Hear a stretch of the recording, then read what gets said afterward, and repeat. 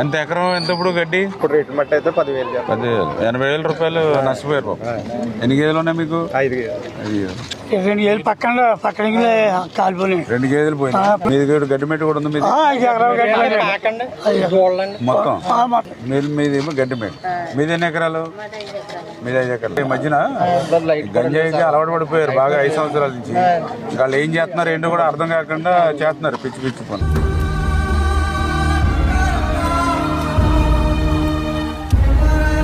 ఈ 15,000 అమ్మాయి.